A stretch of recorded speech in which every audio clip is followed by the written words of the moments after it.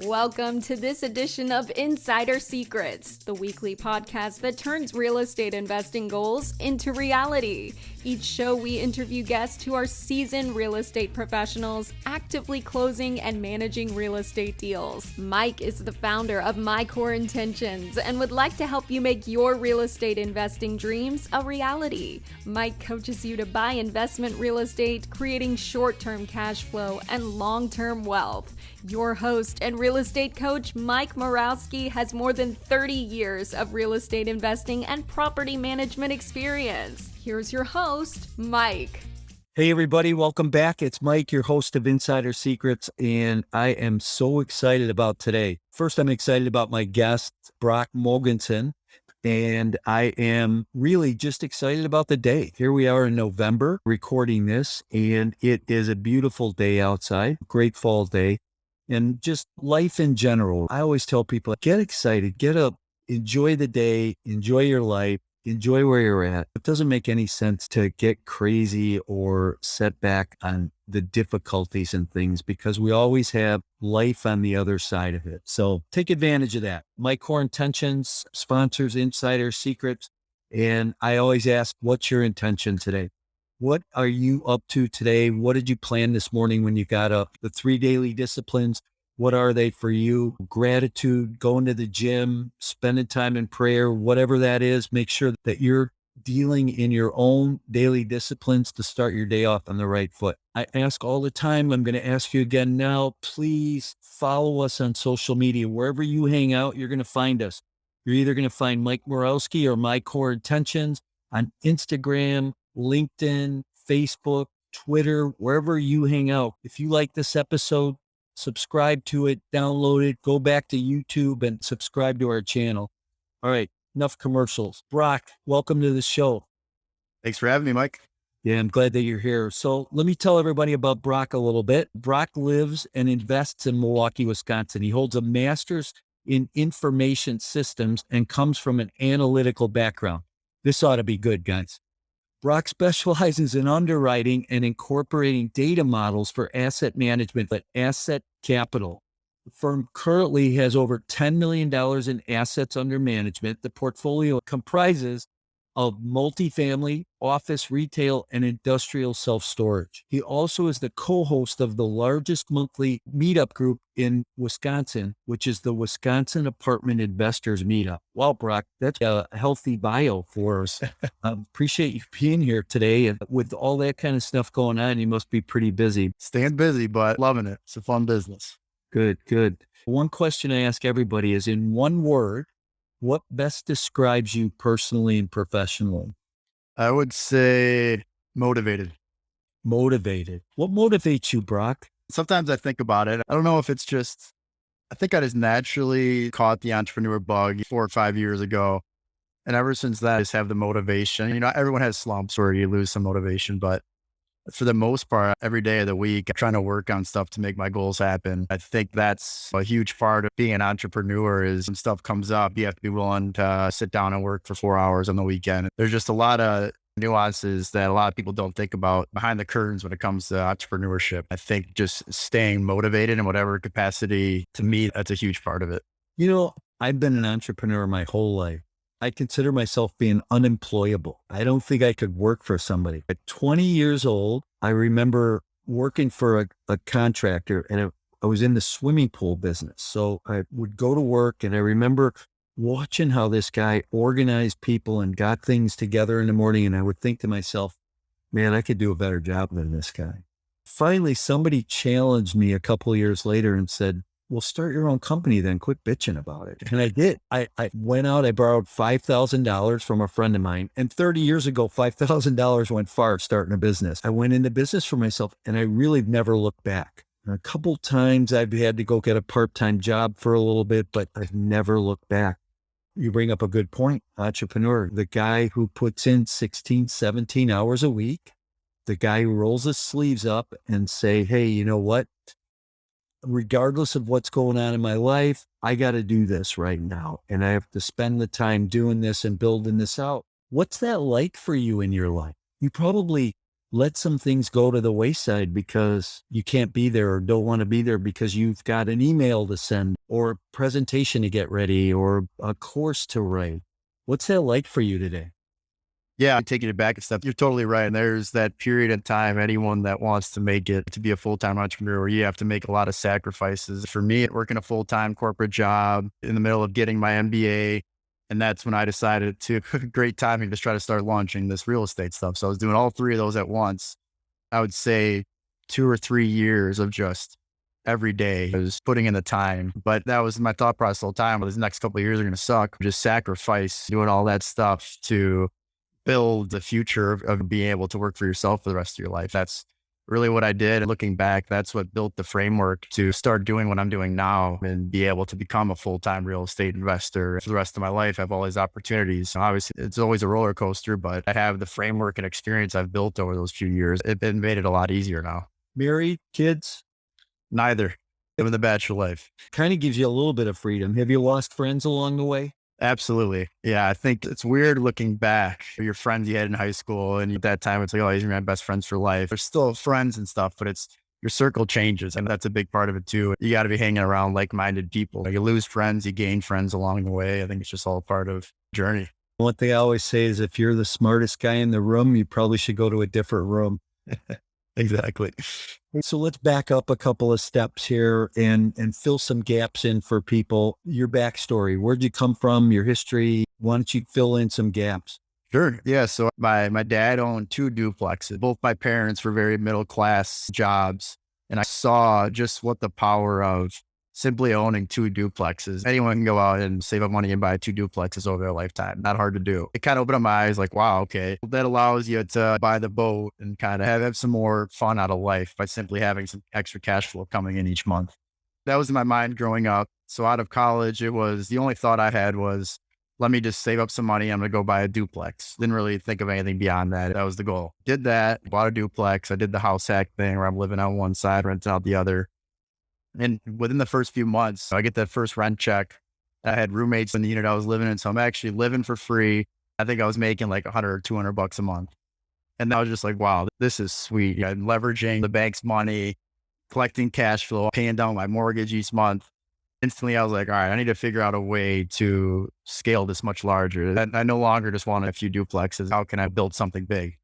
So spent some time trying to flip houses, the wholesale thing. I was diving into that.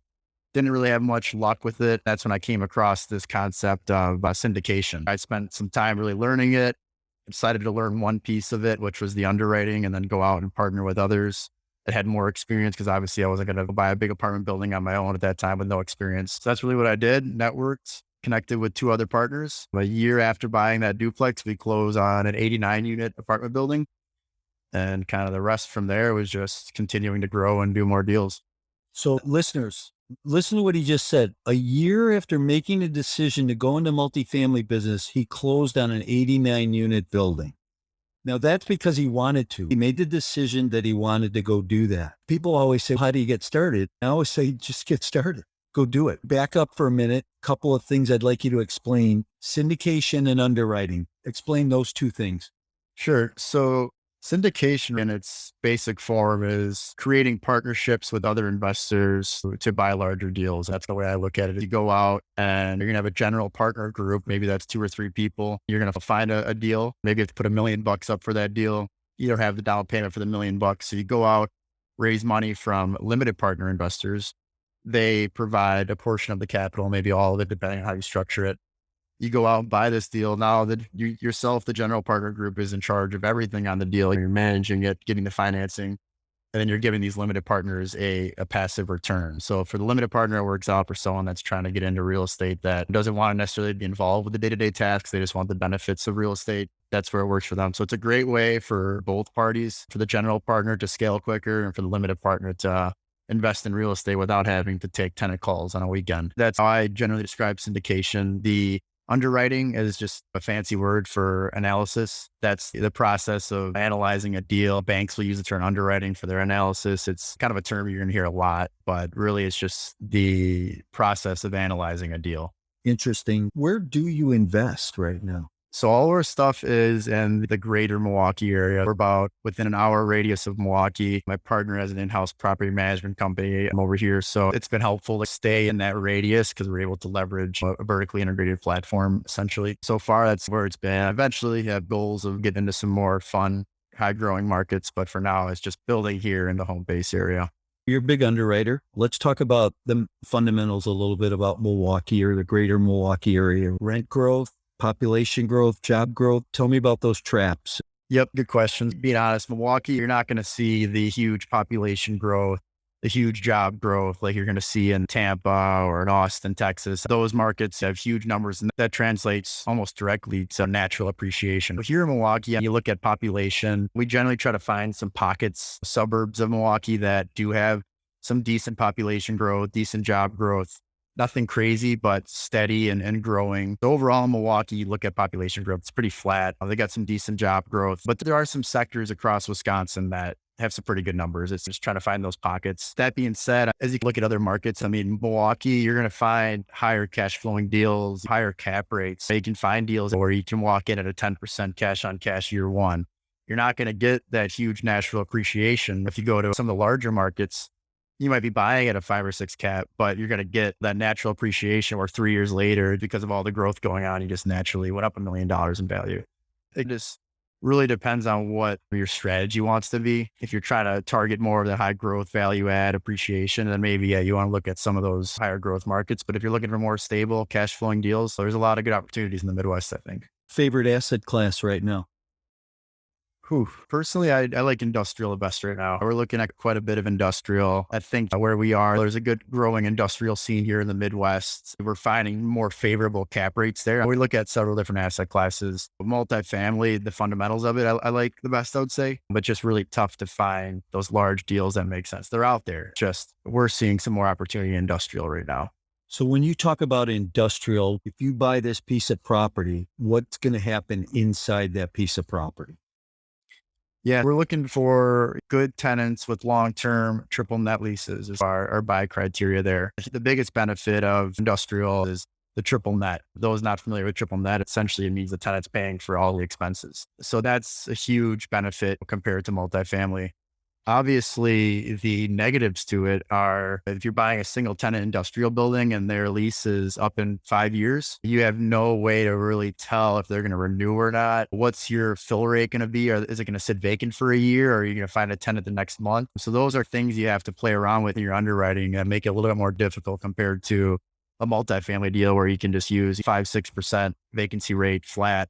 And you're pretty safe there. There's a little bit more unknowns in industrial. You're going to have a stable 4-year period where it's just collecting the same amount of rent each month. But then there's going to be that unknown in year 5 where their lease expires, what's going to happen. There's definitely some nuances that I've learned along the way in underwriting, having underwritten several different asset classes pretty extensively. I think the fundamentals are the same, but there's a lot of differences you have to look at when you're analyzing these deals. When you talk about industrial, is there manufacturing going on in there, or is that just a housing hub for package deliveries? What is happening in that space from a business standpoint? What generates the revenue to pay you your rent? Yeah, it varies for us. Most of our industrial right now is just like flex space, more of like workspace. We have some automotive tenants and stuff that are using it as a shop, stuff like that. We're looking at deals where there is a manufacturing tenant in there. It varies, and that's something else to look at. You're going to look at the business.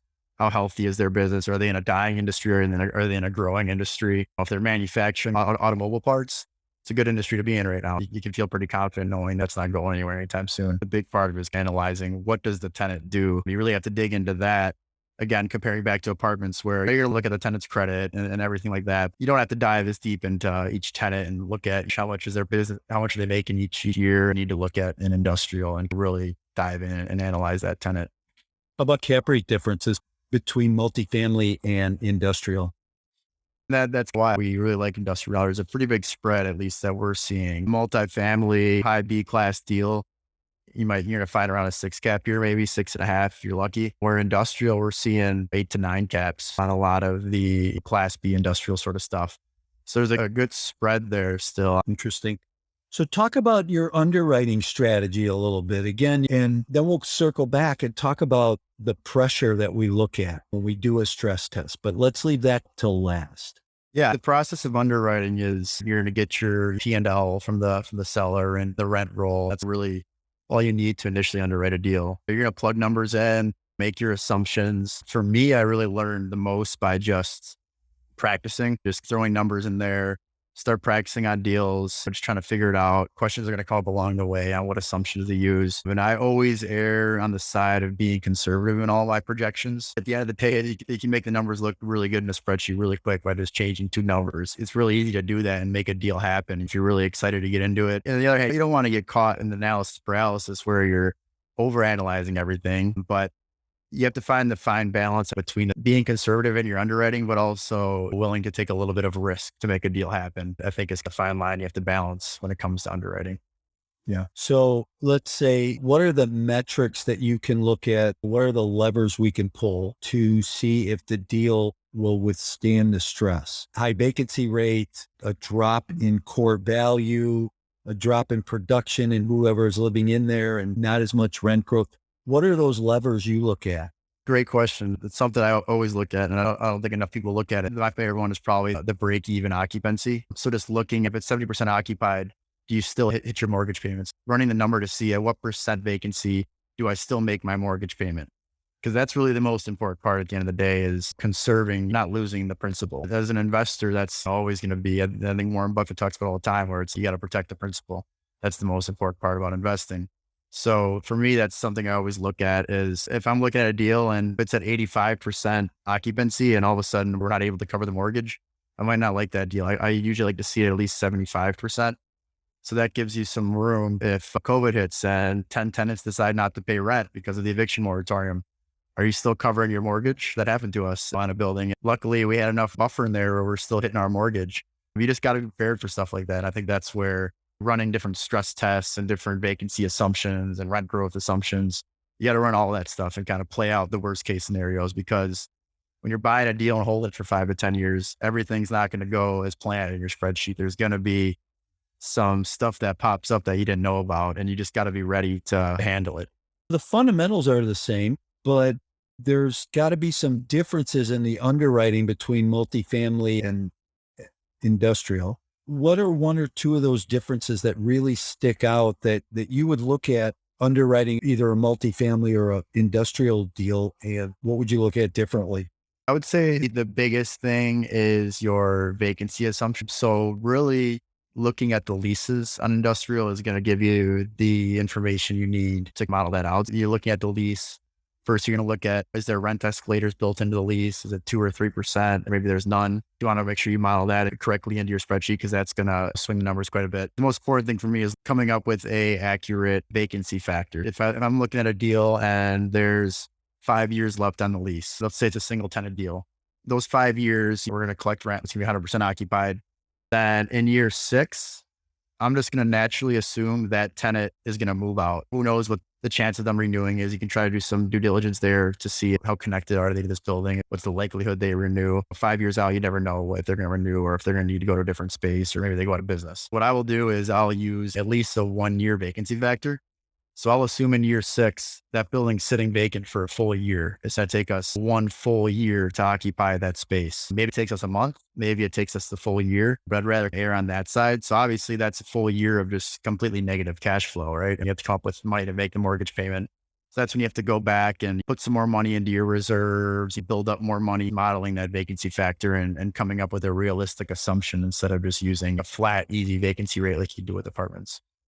Yeah, that's interesting. That's a reason people have always said, hey, how come you don't look at any other asset classes? I've kind of just recently started thinking maybe we should be looking at some self-storage, some mobile home stuff, just because the competition in multifamily today is heavy, right? Mm-hmm. It's like the sexy place to be. All the smart money's there. All the big money's there. The market's going to change. And one of these days, all that smart money's going to go retail or office or somewhere else, and they're going to bounce somewhere else.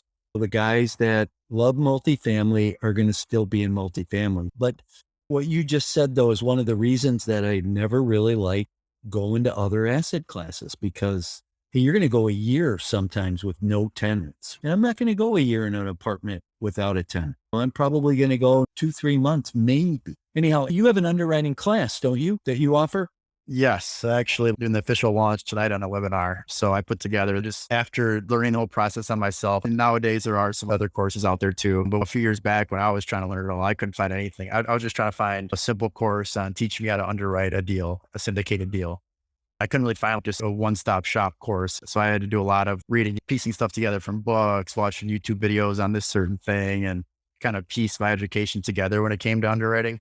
So that was kind of my goal. And I ended up building my own model for analyzing deals and built out this course. It ended up being like a COVID project. That's what it is. It's really just geared towards people that are trying to get into syndication. Always the first step in any business is understand the numbers. For me, that's always been the most important part of what I've focused on. Naturally, I was like, all right, let's build a course and show other people how to do it.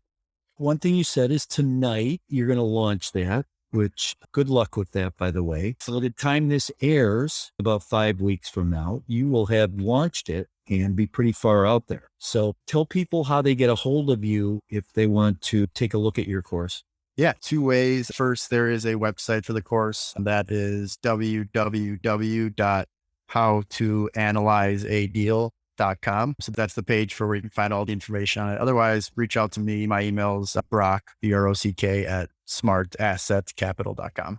Great. Let's circle back in. I got a couple more questions for you. A couple things that I want to see how you as an operator operate. So talk about private equity. What is that pool like for you?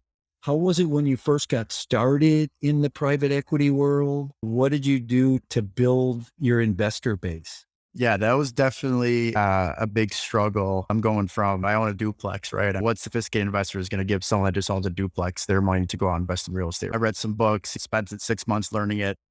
Wasn't like I had a ton of experience. So that's where I leveraged partnerships. Syndication it really is a partnership game where I went out and found two other partners. One of them already had a portfolio of a few hundred units, has been doing it for a long time. I was able to leverage that and talking to investors. I don't necessarily have all the experience. I'm strong in this part of it, but I have a partner that does. Just leveraging that.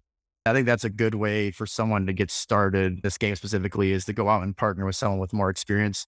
Then after you do a few deals and a few years pass by, now all of a sudden you do have the experience to talk to investors and say, yeah, we've done this deal and I can show you the returns we hit on this deal. It makes it way easier. The biggest hurdle is getting that first deal done is the toughest. Once you get that done, no deal is easy, but the rest of it tends to domino and each deal becomes a little bit easier, I think. One thing I always tell people is this is a relationship business. You have to build relationships with people because I know if I walked up to you in the grocery store and said, hey, what's your name? We just meet and now I ask you to put capital in a deal, you're not going to do it. But if I meet you in the grocery store, then we bump into each other a couple more times and we have a couple more conversations and we build a little bit of a relationship. I find out who you are, what you do a little bit. I always say people don't care what you know till they know how much you care. Like that, yeah. You got to care about people, right? When I first started raising capital, I knew nothing. And I don't think it was anything other than my excitement that got people excited. I put a silly little ad in the newspaper. This is how long ago this was. I put a little classified ad in the newspaper that said real estate investors wanted. My phone rang off the hook. I wound up raising $500,000 from a $45 ad. Talk about a return. Wow. Yeah. Over 6 months. But I did my first deal like that. Wasn't as big as yours. It was an 11 unit. Still got my feet wet. I didn't know anything. And then I didn't know anything about underwriting. I didn't have a tool. I didn't have an app. I didn't have a big fancy spreadsheet. I did it by hand. And I can remember underwriting deals by hand, doing 10-year spreads going, it's got to be a better way. And then I met a guy who helped me kind of meet the learning curve. And that's what you do. That's what I do. We help people beat that learning curve and learn a little bit more. So that's awesome. How about technology? What are your couple of most favorite technology platforms right now? Yeah, that goes hand in hand, like you were saying, 100%. It's a relationship business. And nowadays, compared to back then, nowadays, you have so much technology right at your disposal on your phone where it's so easy. Social media, for me, spend quite a bit of time working on my real estate stuff through Instagram. You can connect with people all over the world with a simple message. And you have this platform to put out content and create education for people and bring them into your funnel. So I'd say for me, Instagram is where, as far as promotion and stuff, I spend most of my time there. There's also a great CRM tool. We use HubSpot. I mean, for email campaigns and stuff like that. There's so many opportunities to integrate platforms and create automations to bring people into your funnel. The opportunities are literally endless when it comes to the marketing side of things nowadays. Yeah. You think Instagram's the best platform right now? For me, it's where I decided to spend the most time. I think LinkedIn's a great one too for connecting with investors, especially on real estate. For me, I don't want to spread myself. I'm going to just try to master one platform and then branch out to other ones. So I've dabbled in other ones too, but for me, let's just focus on one right now. And then Instagram has been where I've had the most success. Good. What do you see right now today as the greatest challenge in the marketplace? And do you see an impending fall coming? Do you see a shift? Talk about that a little bit. Yeah, I think for me, the biggest thing is trying to find deals. I think there's plenty of investor capital sitting out there. Maybe a lot of people made a whole bunch of money in the stock market, or maybe trying to put some of that into real estate. I think there's a lot of excitement around real estate right now. So finding the money is never easy, I would say, but it's out there. Just finding a good deal is the toughest part. I'm not economist or anything, but I do think there's something on the horizon. This growth can't go on forever. Inflation's obviously a big scare right now, but I think that it just further gives the reasons why people should be investing in real estate, because real estate's a great inflation. For me, the biggest thing right now, is probably what's scaring everyone the most right now, is this hyperinflation we're in right now. What's that going to do? They're talking interest rates are going to go up. When interest rates go up, is the spread between the interest rates and your cap rates going to go up in correlation? If interest rates go up 1%, cap rates stay the same. I mean, that's huge when it comes to looking at your returns. So for me, the biggest thing is just monitoring the inflation and seeing what that does to interest rates over the next year or two. Yeah. Anybody who just got lost in that little bit of conversation, call us and we can walk you through that, what that means when interest rates go up and cap rates shift and switch, and things to watch for and beware of. Because I see shades of 2007, 2008. It was a tough time. And there's still people that are weathering that storm. It's interesting. So I'm not an economist either, but I see something coming. It doesn't mean don't do something, though. It doesn't mean sit on the sidelines. And there's people sitting on the sidelines. And I always tell people, get up. Listen, I've made money in bull markets, bear markets. When there's a Democrat in office, a Republican in office, it makes no difference. You can go make money. Just follow the fundamentals. So Brock, tell people again how they get a hold of you. So several ways. First is my email, brock@smartassetcapital.com. Instagram, I still try to put out a good amount of value there. That's just my first and last name, Brock Mogensen. I dropped that course and provided the URL, which is howtoanalyzeadeal.com. We also have kind of an education platform built that we just launched recently too. That's capitalclub.io. And we also have our investment arm, which is the smartassetcapital.com. So lots of different ways to get in touch. All those ways, you get the contact form on all those websites. It'll funnel back to me. Always nice to make it easy for people. 3 quick questions. Favorite book you've ever read? Ooh, I would say favorite book I've ever read. Let me see. I'll look over my bookshelf. One I really like is 10X. For me, it was a big mindset shift. Grant Cardone stuff. I know he gets a lot of different opinions by people, but I like his stuff. I find it really motivational and allows me to think bigger. There's some great thought leaders out there. He's one. I didn't like Gary Vee the first time I read a book of his, and boy, I really like some of the things he says today. I could tell you subscribe to some of that too, just by some of the things you've said. Best restaurant? Ooh, I was just in Miami and I got to go to Komodo in downtown Miami, and that was delicious. So that's one of my favorites. I like sushi a lot too. I get sushi quite a bit here in Milwaukee, but I bounce around. They actually have sushi in Milwaukee. There's a few good spots. Yeah. Cheese curds are good. They never go wrong with a good cheese curd in Wisconsin. Your favorite tourist attraction? Ooh, yeah, I'll say destination maybe. So I did a study abroad in Barcelona, and they had a ton of fun tourist attractions there. Loved that place. Itching to get back out there and visit again, but that was some of the most fun I've had ever. Good for you. Listen, Brock, it's been awesome. I always feel like when I get engaged in some of these podcasts that the time just like flies by, and we've been at this now for about 45 minutes. It's pretty interesting. Like I said early on, if you're the smartest guy in the room, go find a different room. I'm glad that I had you here today because I learned a lot from you. But that's the thing about the business that we're in and the space that we're in, is we can learn from each other. Heck, I learned stuff from my coaching clients about ways to do things that I think that's great. So thanks for sharing your wealth of knowledge. I welcome people to reach out to you, call you, take your underwriting class. Learn what they can learn. I always tell people you got to be a sponge, absorb it, make it part of your DNA, who you are, and you're going to get better at what you do. Brock, thanks for being here today. Everybody, thank you for listening in. Remember, like us, love us, subscribe to us anywhere that you follow us on social media, either Mike Core Intentions or Mike Morawski, and we'll be here next Tuesday. Thanks. Thank you, Mike, and thank you for joining us for another great episode of Insider Secrets. As always, Insider Secrets is brought to you by My Core Intentions. Wherever you hang out on social media, you will find Mike and My Core Intentions. Please like and follow us to get the most up-to-date real estate investing trends. Visit mycoreintentions.com, where you can get expert coaching on all things real estate investing and property management. If you're looking to become an expert, Mike's coaching will help you scale your real estate investment business. We're looking forward to having you back again next week for more Insider Secrets.